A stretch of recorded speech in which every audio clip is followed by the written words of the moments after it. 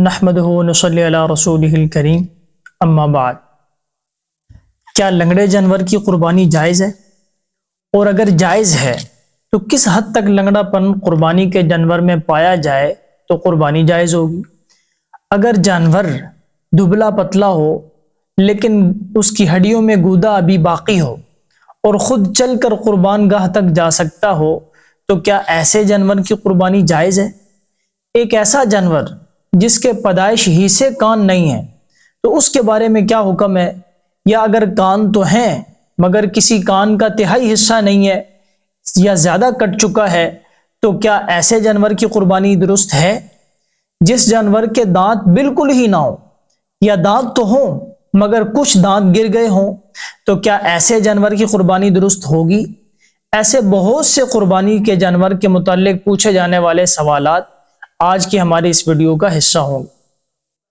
لنگڑا جانور، جو جانور اتنا لنگڑا ہو کہ فقط 3 پاؤں سے چلتا ہو، چوتھا پاؤں زمین پر رکھتا ہی نہ ہو، یا چوتھا پاؤں زمین پر رکھتا تو ہو لیکن اس سے چل ہی نہ سکتا ہو اور جسم کا وزن ہی نہ اٹھا سکتا ہو تو اس کی قربانی درست نہیں ہے۔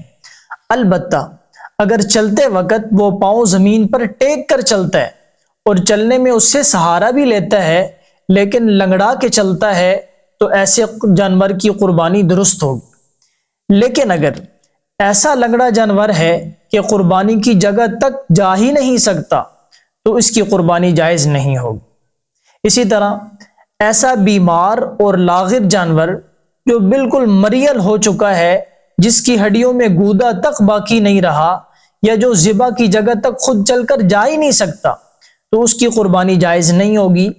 لیکن اگر جانور دبلا پتلا تو ہو لیکن اس کی ہڈیوں میں گودا بھی باقی ہو اور خود چل کر قربان گاہ تک جا سکتا ہو تو اس کی قربانی جائز ہوگی۔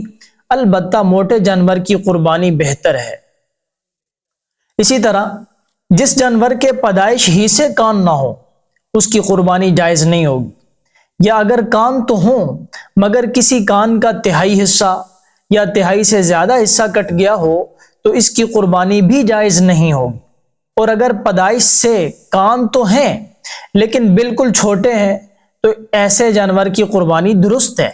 اور جس جانور کا کان لمبائی میں یا اس کے منہ کی طرف سے پھٹ جائے اور لٹکا ہوا ہو یا پیچھے کی طرف سے پھٹا ہوا ہو تو ایسے جانور کی قربانی جائز ہے، البتہ بہتر نہیں ہے۔ جس جانور کے دانت بالکل نہ ہو اس کی قربانی درست نہیں ہے۔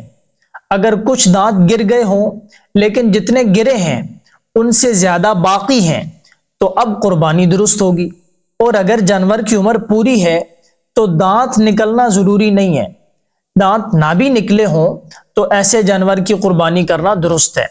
اور جس جانور کی عمر زیادہ ہونے کی وجہ سے سارے دانت ہی گر گئے ہوں لیکن گھاس اور چارہ کھانے میں اس کو کوئی دقت نہیں آتی تو ایسے جانور کی قربانی ہو جائے گی۔ آج کی ویڈیو میں اتنا ہی۔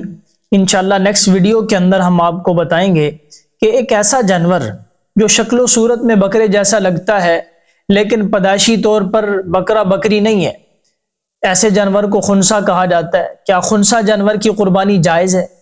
جو جانور غلاظت کھاتا ہے ایسے جانور کے متعلق کیا حکم ہے؟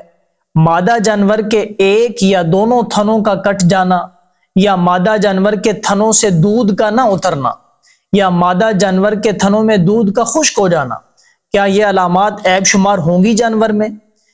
جانور کی زبان کا کٹ جانا جس کی وجہ سے وہ گھاس وغیرہ نہ کھا سکتا ہو تو کیا اس کی قربانی جائز ہوگی؟ انشاءاللہ ہم نیکسٹ ویڈیو کے اندر آپ حضرات کے سامنے ایسے سوالات بیان کریں گے۔ السلام علیکم ورحمۃ اللہ۔